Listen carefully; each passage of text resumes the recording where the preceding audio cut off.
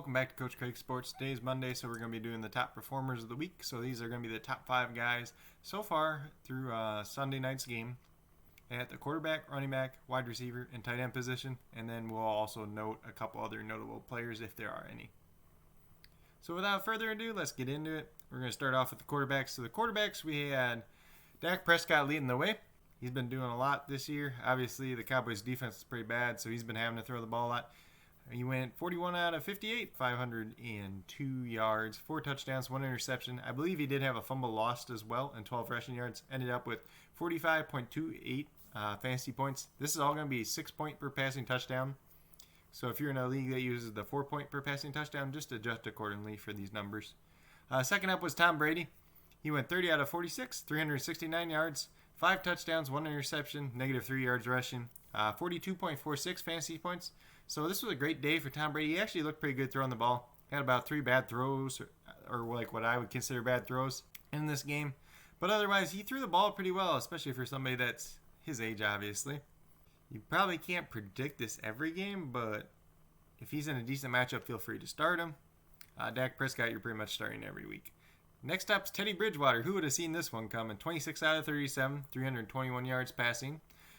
2 touchdowns, 1 interception. He also ran for 32 yards and a rushing touchdown, 30.24 fantasy points. It's a good day for him. He's not somebody you're looking to start unless you're in like a 2-quarterback league or a super flex league or it's a really favorable matchup. So if it's in that case, then you could play him. Josh Allen continues his hot ways. He was 24 out of 34, 288 yards, 2 touchdowns, no interceptions. He ended up with 1 negative yard rushing on, I believe, 3 carries with 1 rushing touchdown, 29.42 fantasy points. So once again, he's in the top 5 again. You're pretty much playing him every week if you got him. Kyler Murray, this one was kind of an interesting stat line. So he was 24 out of 31, only threw for 133 yards, which is not very good on 24 completions. He did end up with 3 touchdowns, though, and then no interceptions and 78 rushing yards. So the rushing yards and the touchdowns really brought him up. Arizona's offense wasn't the greatest in this game, and they did end up losing to the Panthers. So that's how their offense looks going forward. But based on his rushing upside, he's somebody that you can play pretty much every week. The other notable performances were Justin Herbert. He was on the other end of that Tom Brady game, ended up with 3 touchdowns, also threw 1 interception again. Lamar Jackson, I believe he had 2 touchdowns and 1 rushing touchdown. So he's somebody you're obviously starting every week anyways. And then last but not least, we had Matt Stafford, who also threw 3 touchdowns as well against the Saints. Then we move over to the running backs, and my guy, Joe Mixon, the guy that I was saying was going to have a big week this week, came out on top. Number 1 running back so far this week, 151 yards rushing, 2 rushing touchdowns, 6 receptions for 30 yards, and 1 receiving touchdown. Ended up with 42.1 fantasy points. So this was the big breakout game he needed after struggling most of the year, mainly due to offensive line play more than anything. He's a very talented running back. He's just a guy you got to throw out in your lineup because he can do this on any given week. Then next up we got Dalvin Cook. He looks like he's rolling too. He played against the Texans, who aren't very good against the run. He had 130 yards rushing, 2 rushing touchdowns, 2 receptions, 16 yards, ended up with 28.6 fantasy points. And all these are going to be in PPR formats. So if you're not in PPR format, just kind of adjust accordingly. Then we had Thursday night performance from Melvin Gordon, 103 yards rushing, 2 rushing touchdowns, 2 receptions, 11 yards, ended up with 25.8 fantasy points. Chris Carson, earlier this week, we didn't even think he was going to end up playing in this game. But he started. Carlos Hyde was inactive, actually. And he ended up with 80 yards rushing, I believe, on 16 carries. So he averaged 5 yards a carry. Pretty good there. 2 rushing touchdowns, 3 receptions for 20 yards as well. Ended up with 25 fantasy points. So you can feel confident start him going forward. This injury does not appear to be affecting him.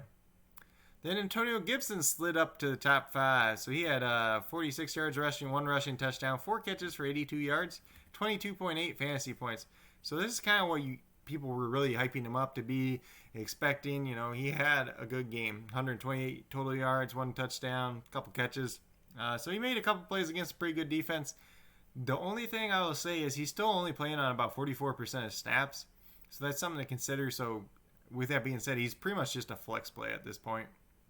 Other notable performance that I had was Mike Davis. He had a rushing touchdown. It chipped in on the receiving game again. And then Latavius Murray, who ended up with 2 rushing touchdowns for the Saints against Detroit. over to wide receivers. So Odell Beckham Jr. Finally decided he wanted to look alive today. He had 8 targets, caught 5 of them, 81 yards, 2 receiving touchdowns. He also carried the ball twice for 73 yards and 1 touchdown there. Ended up with 38.4 fantasy points. This is probably going to be his best week of the season, honestly. Even if you look at it, he only had 8 targets, so you can't expect too much from him. So he's a guy maybe you want to sell high on if you can, if somebody's willing to buy into him and you can get something out of him. Then we got Amari Cooper, who saw 16 targets, caught 12 of them, 134 yards and 1 touchdown, 33.4 fantasy points.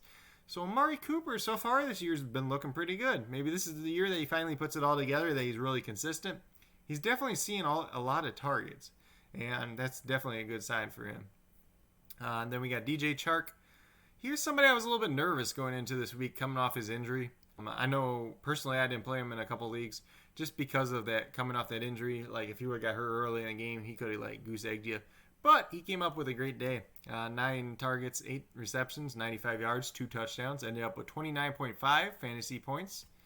And then next up we got Adam Thielen, who looked pretty good as well today. 10 targets, 8 receptions, 114 yards, 1 touchdown. Had 26.2 fantasy points. Then we moved down to Mike Evans, who looked solid. He was a guy that I was starting in every league I could if I had him. And he had 8 targets, 7 receptions, 122 yards, 1 touchdown, 25.2 fantasy points. And actually, CeeDee Lamb did tie with him. CeeDee Lamb ended up with 2 touchdowns, and he had 25.2 fantasy points as well. A couple other notable guys was Tim Patrick on Thursday night. Really good game there. Over 100 yards, had a touchdown. Terry McLaurin, going against Baltimore, we ended up with like 10 receptions, over 100 yards as well. So you're pretty much just going to start him every week. I know the quarterback play's not good. He doesn't have anybody else around him, but he's making guys look silly on the field. Then we had Tre'Quan Smith for the Saints, who chipped in with 2 touchdowns. And last but not least, we had Will Fuller, who had a great game again. I believe over 100 yards, 1 touchdown.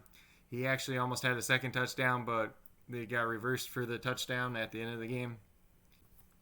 Last but not least, we got the tight ends. Honestly, it was kind of an ugly week again for tight ends. George Kittle was the lone bright spot, essentially. He had 15 targets, caught all of them for 183 yards and 1 touchdown, 40.1 fantasy points. And I believe he also had a carry for 8 yards, if I remember correctly. So George Kittle's George Kittle. He's like the top tight end. I would consider him the top tight end over Kelsey even. Like, you looked at the 49ers offense, and they could not move the ball except for when they threw the ball to George Kittle. So until somebody figures out a way to stop that, he's going to be a must start. He's going to be the top tight end in fantasy.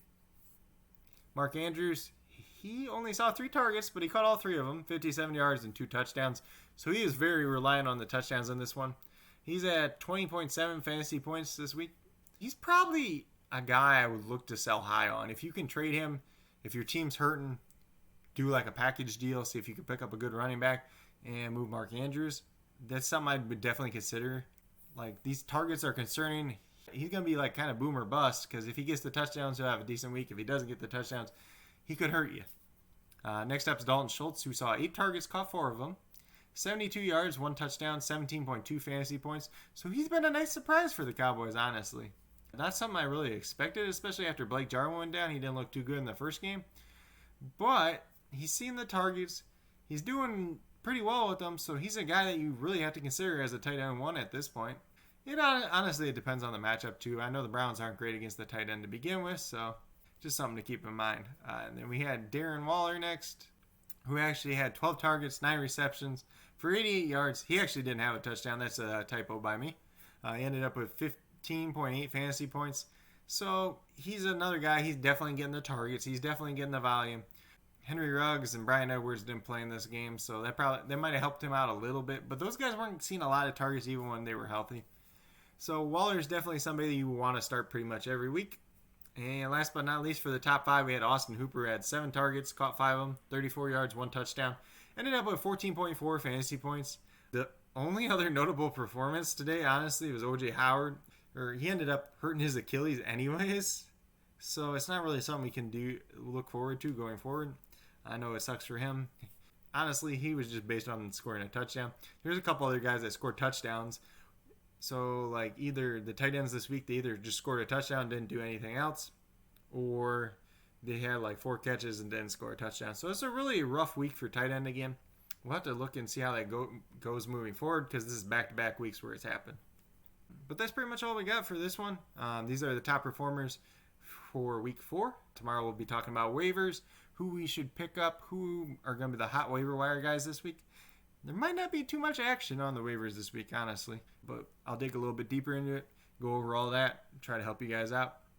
But with that being said, if you guys liked and enjoyed this video, please give it a thumbs up. If you haven't already subscribed to the channel, please consider doing so. It helps to build the community that we're trying to build here at Coach Craig Sports. If you're a new or current subscriber who hasn't already done so, also hit that notification bell down below. It'll let you know every single time I post up a video. Like I said, post up a video pretty much every day during the week. Usually not on Saturdays. I've been trying to do a live stream on Sunday. I know I've missed out the last couple weeks. Had a couple other things going on where I wasn't able to do it. But with that being said, if you guys need to reach out to me at all, feel free to leave a comment down below. If there's any other top performers that you think were notable for this week, leave it down in the comments as well. You can also reach out to me at CoachCraigSports@gmail.com, on the Facebook page, Coach Craig Sports, or on Twitter at Coach Craig Sport. But with that being said, that's all we got for today's video. Hope you guys all enjoyed. Have a great rest of your day.